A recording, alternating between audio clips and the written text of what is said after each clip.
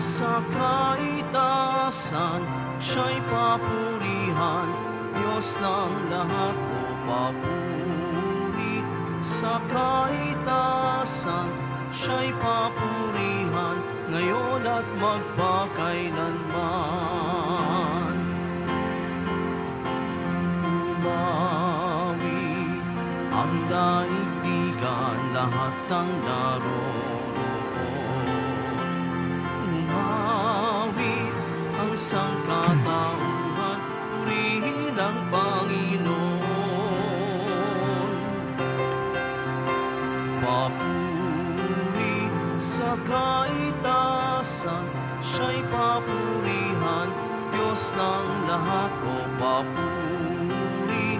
Sa kaitaasan, siya'y papurihan, ngayon at magpakailanman. Sa ngalan ng Ama at ng Anak at ng Espiritu Santo.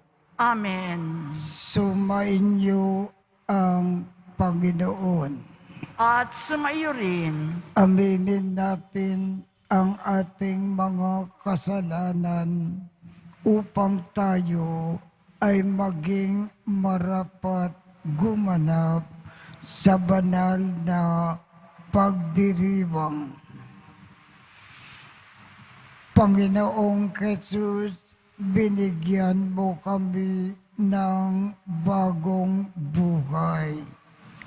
Panginoon, kaawaan mo kami. Panginoon, kaawaan mo kami. Panginoong Jesus, pinapatawad mo ang aming mga kasalanan. Kristo, kaawaan mo kami. Kristo, kaawaan mo kami. Panginoong Jesus, binabahagi mo sa amin ang iyong katawan at dugo sa Eucharistia.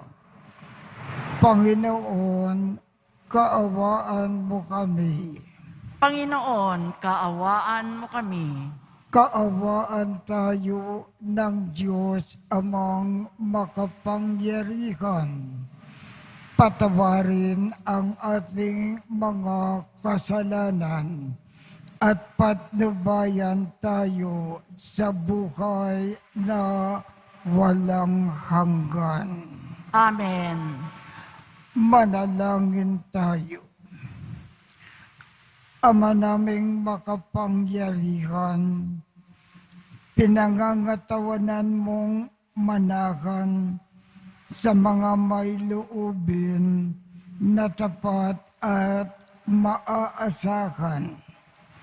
Sa kagandakang loob mo, kami nawa ay makapamukay bilang mga mapalad na maging iyong takanan.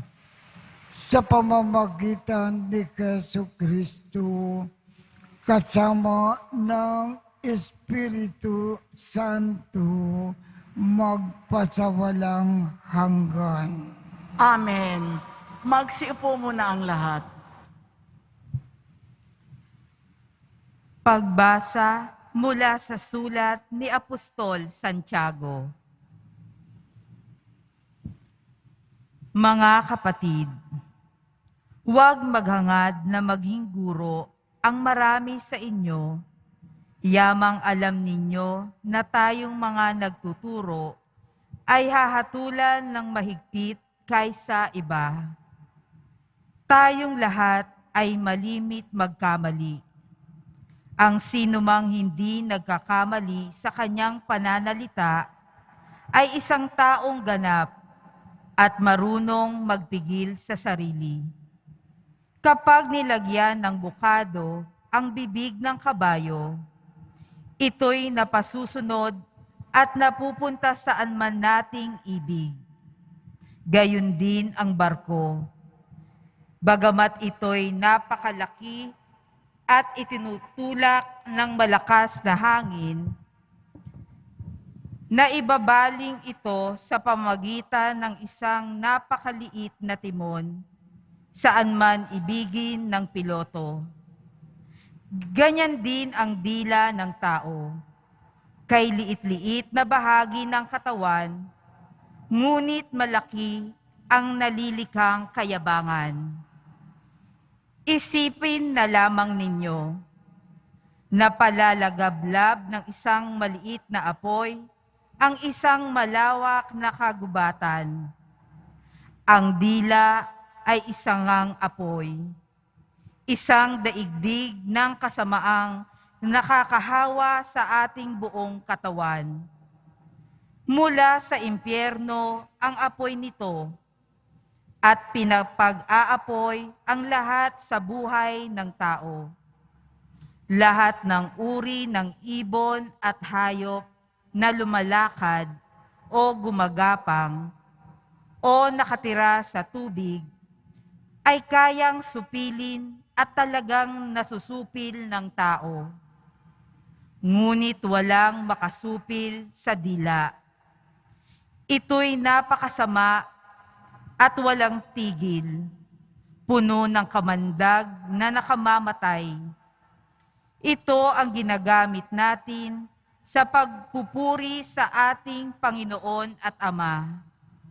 At ito rin ang ginagamit natin sa pag-alimura sa tao na nilalang na kalarawan ng Diyos. Sa iisang bibig ng gagaling ang pagpupurit pag-alimura. Hindi ito dapat mangyari, mga kapatid. Ang salita ng Diyos. Salamat sa Diyos. Poon, kami iyong ingatan, huwag mo kaming pabayaan. Poon, kami iyong ingatan, huwag mo kaming pabayaan. Ako, o Poon, iligtas mo sana. Mabubuting tao ngayon ay wala na. Wala nang matapat, ngayong makikita. Pawang sinungaling sa isa't isa, pakunwaring lahat ang salita nila. Poon, kami iyong ingatan, huwag mo kaming pabayaan. Patigilin mo madaldal na dila at sarhan ang bibig ng hambog magwika. Yaong palagi nang ang sinasalitay, kami magsasabi niyong aming nasat. Sinong mag-uutos sa amin, sino nga? Poon, kami iyong ingatan, huwag mo kaming pabayaan. Pangako mo, Poon, ay maaasahan. Ang nakakatulad ay pilak na lantay. Tinunaw sa horno matapos mahukay. 7 beses ito na pinadalisay. Kami, o Poon, lagi mong ingatan. Sa ganitong lahi, huwag pabayaan. Poon, kami iyong ingatan, huwag mo kaming pabayaan. Magsitayo po ang lahat.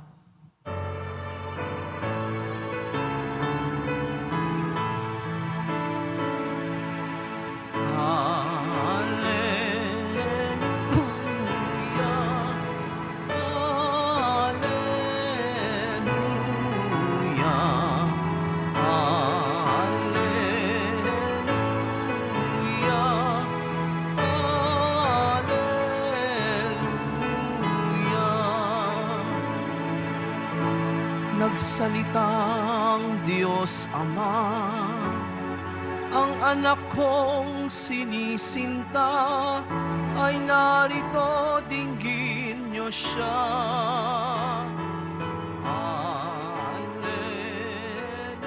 Alleluia,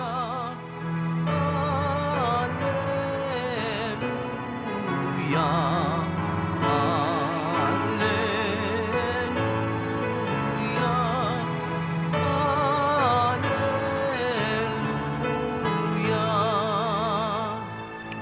Sum Sumainyo ang Panginoon.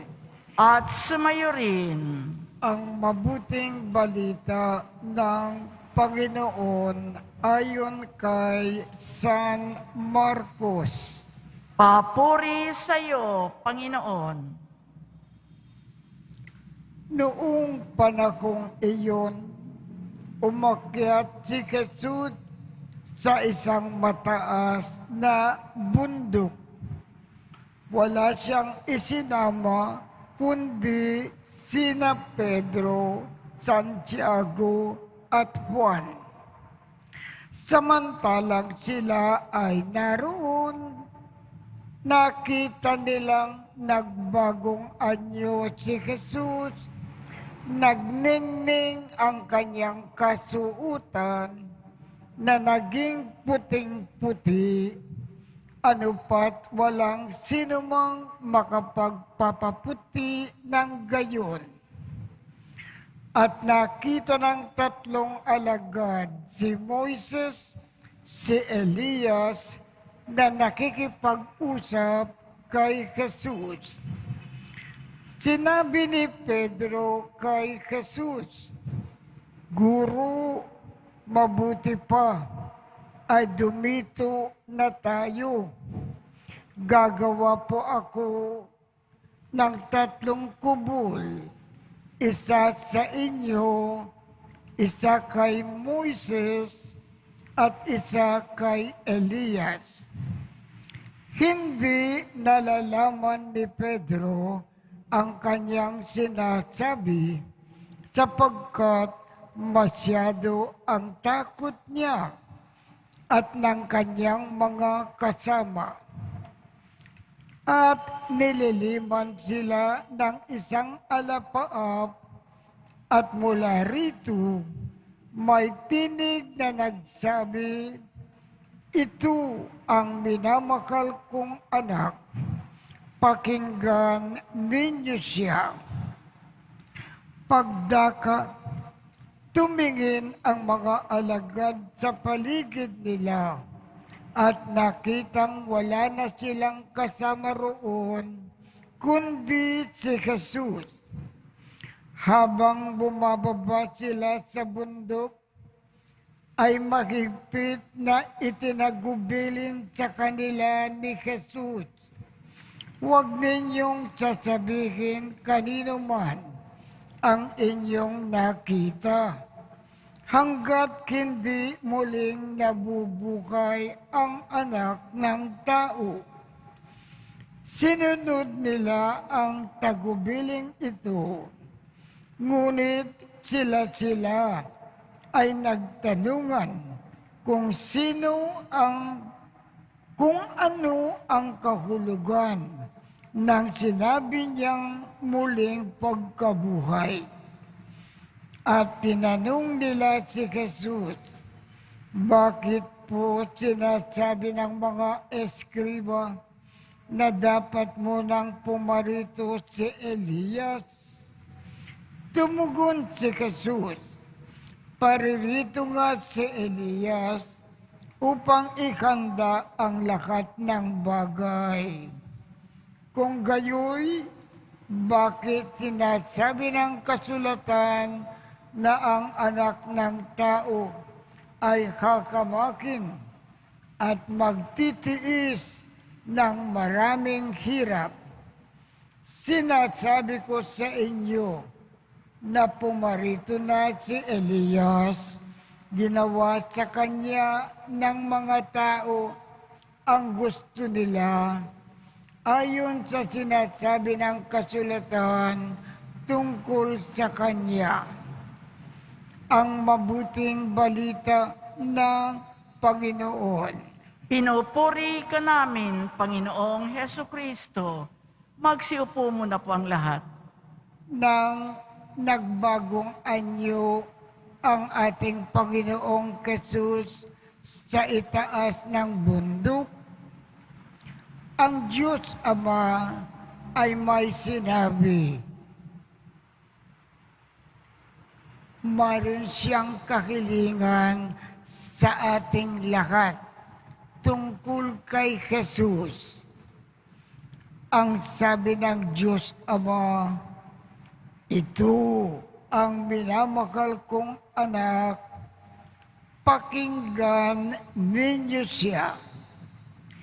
Hinihiling ng Diyos Ama sa atin na pakinggan natin si Jesus, lahat ng kanyang turo, intindihin natin mabuti at isagawa sa ating buhay. Kung mahal natin ang Diyos Ama, ang kanyang kahilingan sa atin na pakinggan ang lahat ng turo ng ating Panginoon ay isasagawa natin ng walang pagkukulang. Magsitayo po ang lahat.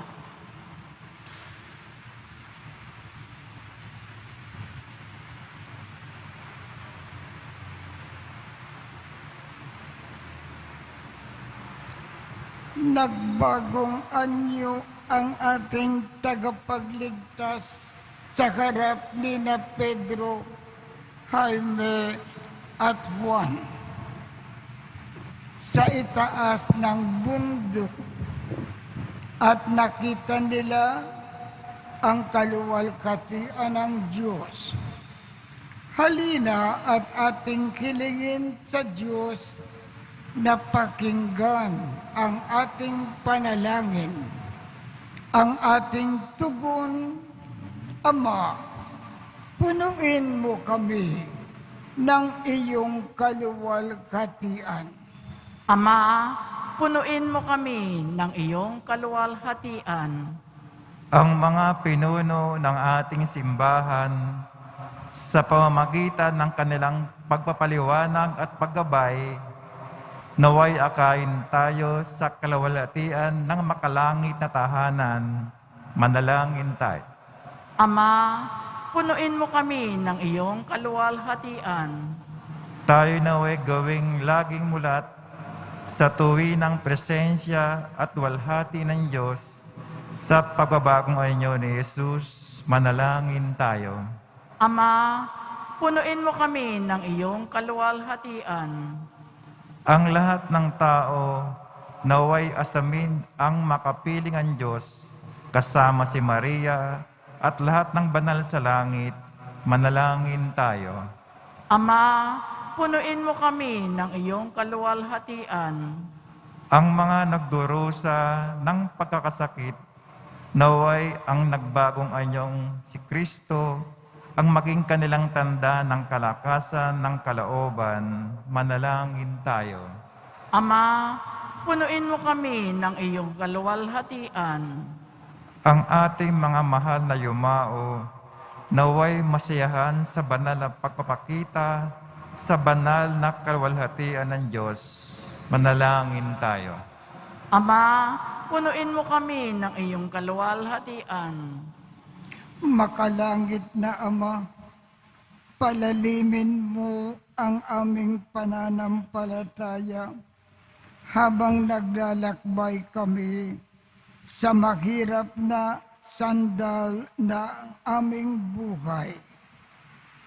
Tulungan mo kaming makilala ang iyong presensya sa mga taong nakakasalamuha namin at makita ang iyong kamay ang gumagalaw sa bawat sandali. Hinihiling namin ito sa pamamagitan ni Kristo na aming Panginoon. Amen. Magsiupo po ang lahat.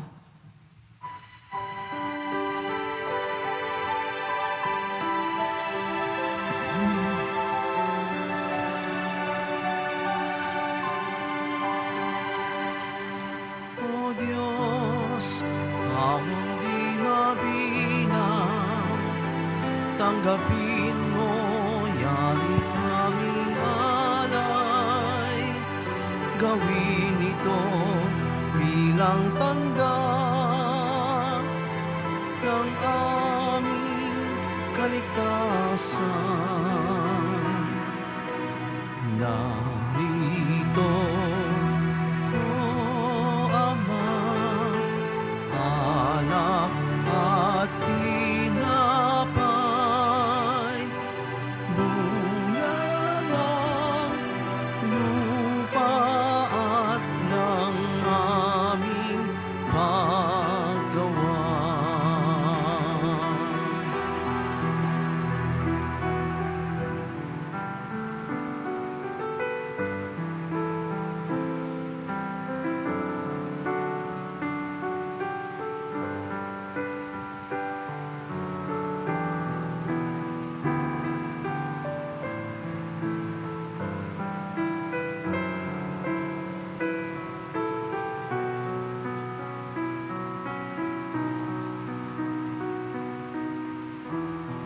Magsitayo po ang lahat. Manalangin kayo upang ang pag-aakin natin ay kalugdan ng Diyos amang makapangyarihan. Tanggapin nawa ng Panginoon itong paghahain sa iyong mga kamay, sa kapurihan niya at karangalan, sa ating kapakinabangan at sa buong sambayanan niyang banal. Ama naming lumikha, kami nawa ay darisayin at panibaguhin ng aming gaganaping pag-aakin. Kami nawa ay itaguyod ng gagawin naming ito sa pagnanais naming sundin ang loob mo.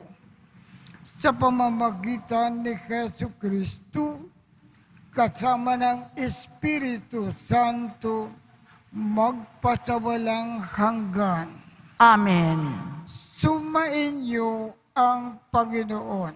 At sumaiyo rin. Itaat sa Diyos ang inyong puso at diwa.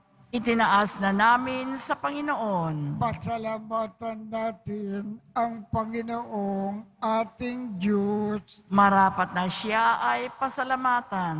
Ama naming makapangyarihan, tunay ngang marapat na ikaw ay aming pasalamatan sa iyong paglingap at kaganda kang loob. Ang tao ay nilikha mo at pinangangasiwa sa sansinukob. Sa hangad mo na siya ay iwastong lubos, siya ay pinagdusa mo sa kanyang pagtalikod. Sa iyong paggiliw, iyong ipinakintulot na makabalik siya sa pamamagitan ni Kristo Jesus. Kaya kaisa ng mga anghel na nagsisiawit ng papuri sa iyo nang walang kumpay sa kalangitan, kami ay nagbubunyi sa iyong kadakilaan.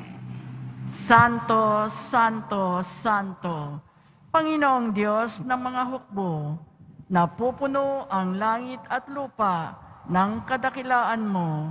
Hosana sa kaitaasan, pinagpala ang naparirito sa ngalan ng Panginoon. Hosana sa kaitaasan, magsiluhod po ang lahat.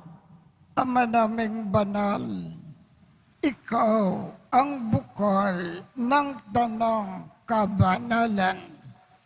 Kaya't sa pamamagitan ng iyong Espiritu, gawin mong banal ang mga kaloob na ito upang para sa amin ay maging katawan at dugo ng aming Panginoong Jesucristo.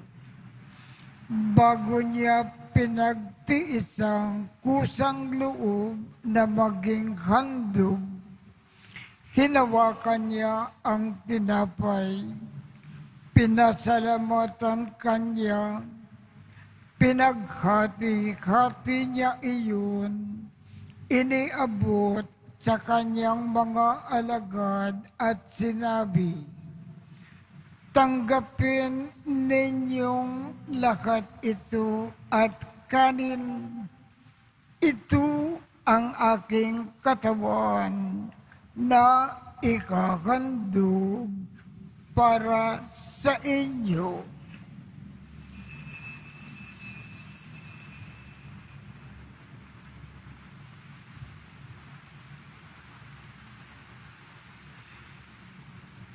Gayon din naman, noong matapos ang hapunan, hinawakan niya ang kalis, muli kanyang pinasalamatan, iniabot niya ang kalis sa kanyang mga alagad at sinabi, "Tanggapin ninyong lahat ito at inumin.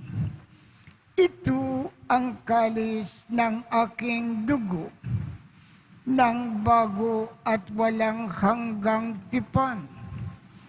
Ang aking dugo na ibubuhos para sa inyo at para sa lahat sa ikapagpapatawad ng mga kasalanan. Gawin ninyo ito sa pag-alaala sa akin."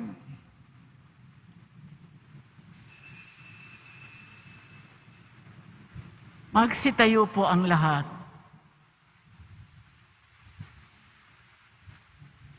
Ipagbunyi natin ang misteryo ng pananampalataya. Si Kristo'y namatay, si Kristo'y nabuhay, si Kristo'y babalik sa wakas ng panahon.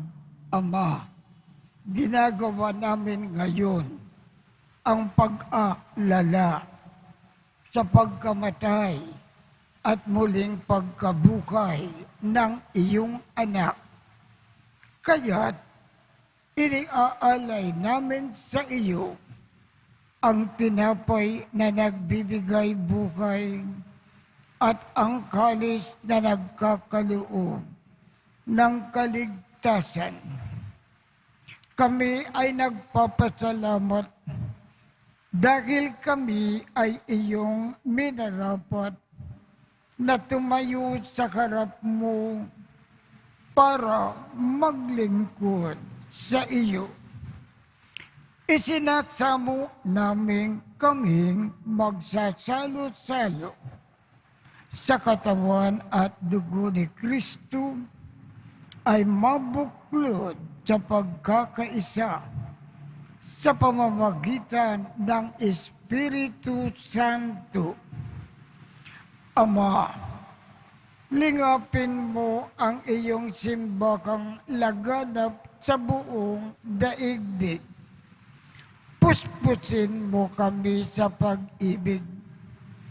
Kaisa ni Francisco, aming Papa, Jose, aming Obispo, at ng Tanang Kaparian. Alalakanin mo rin ang mga kapatid naming nakimlay nang may pag-asa na sila ay muling mabubuhay. Gayon din ang lahat ng mga pumanaw. Kaawaan mo sila at patuloyin sa iyong kaliwanagan.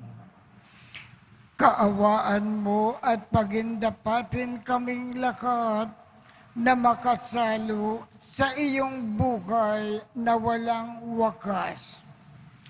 Kaisa ng makal na Birhen Maria na ina ng Diyos, ng kabiyak ng puso niyang si San Jose, kaisa ng mga apostol at ng lahat ng mga banal na namuhay dito sa daigdig ng kalugod-lugod sa iyo, maipagdiwang nawa namin ang pagpupuri sa ikararangal mo sa pamamagitan ng iyong anak na aming Panginoong Keso Kristo. Sa pamamagitan ni Kristo, kasama niya at sa Kanya, ang lakat ng parangal at papuri ay sa iyo, Diyos amang makapangyarihan, kasama ng Espiritu Santo, magpasawalang hanggan. Amen. Sa tagubilin ng mga nakagagaling na utos at turo ni Jesus na Panginoon natin at Diyos, ipakayag natin ng lakas loob. Ama namin, sumasalangit ka, sambahin ang ngalan mo, mapasa amin ang kaharian mo, sundin ang loob mo dito sa lupa para nang sa langit. Bigyan mo kami ngayon ng aming kakanin sa araw-araw. At patawarin mo kami sa aming mga sala para ng pagpapatawad namin sa mga nagkakasala sa amin. At huwag mo kaming ipahintulot sa tukso at iadya mo kami sa lakat ng masama. Hinihiling namin, Ama, iadya mo kami sa lakat ng masama. Pagkalooban kami ng kapayapaan sa araw-araw. Iligtas sa kasalanan at ilayo sa lakat ng kapakamakan. Samantalang aming pinananabikan ang dakilang araw ng pagpapakayag ng tagapagligtas namin si Jesu Kristo. Sapagkat iyo ang kaharian at ang kapangyarihan at ang kapurihan magpakailanman. Amen.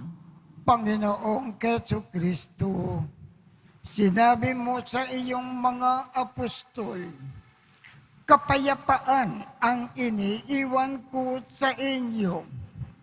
Ang aking kapayapaan ang ibinibigay ko sa inyo.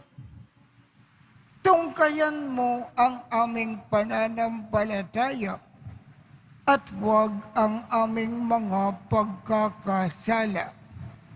Pagkalooban mo kami ng kapayapaan at pagkakaisa ayon sa iyong kalooban, kasama ng Espiritu Santo, magpasawalang hanggan.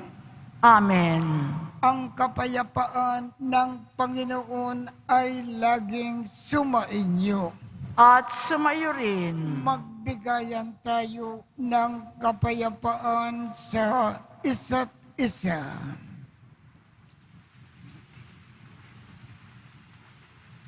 Kordero ng Diyos na nag-aalis ng mga kasalanan ng sanlibutan, maawa ka sa amin.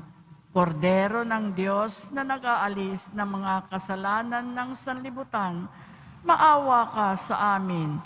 Kordero ng Diyos na nag-aalis ng mga kasalanan ng sanlibutan, ipagkaloob mo sa amin ang kapayapaan.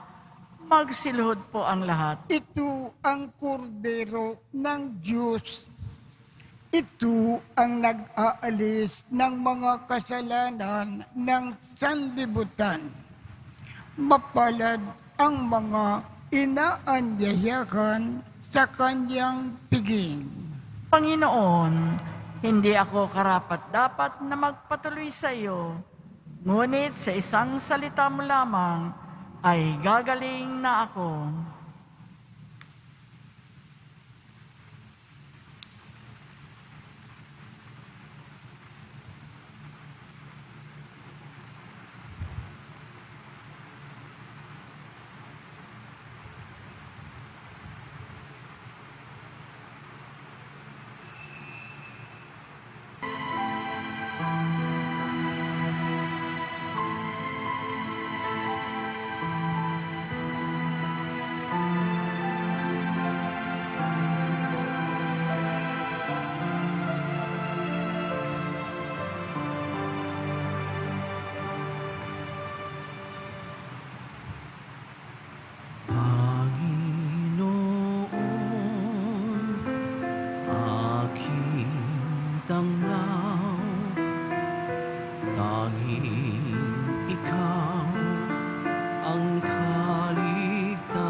sa panganib,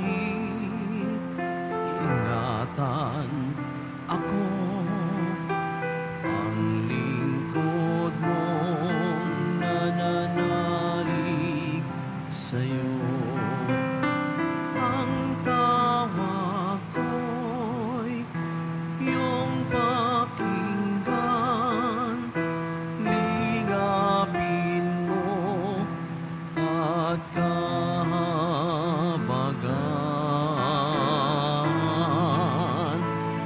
Panginoon, aking tanglaw, laging ikaw ang kaligtasan. Sama-sama, ilayo mo ako, ang sugo mong umibig sa'yo.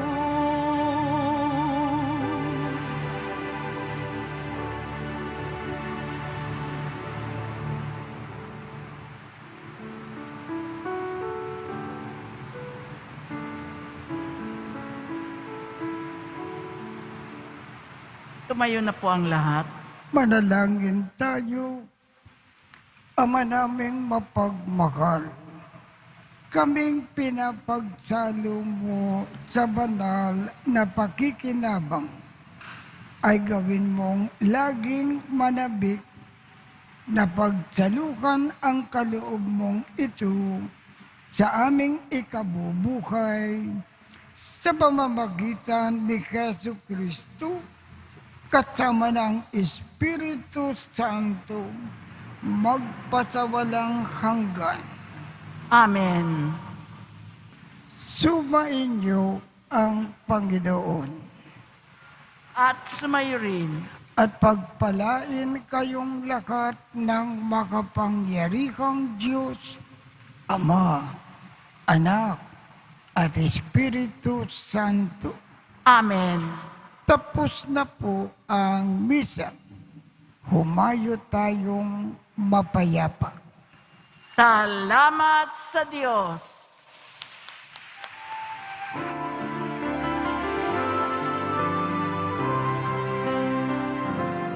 Nuestro Padre Jesús Nazareno, sinasamba ka namin, pinipintuho ka namin, aral mo ang aming buhay at kaligtasan.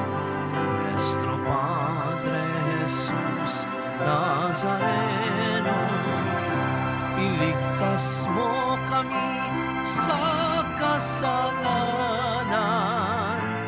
Ang krus mong kinamatayan ay sagisag ng aming kaligtasan. Nuestro Padre Jesus Nazareno, dinarangal ka namin. Nuestro Padre Jesus Nazareno, niluluwalhati ka namin. Nuestro Padre Jesus Nazareno, dinarangal ka namin. Nuestro Padre Jesus Nazareno, niluluwalhati ka namin.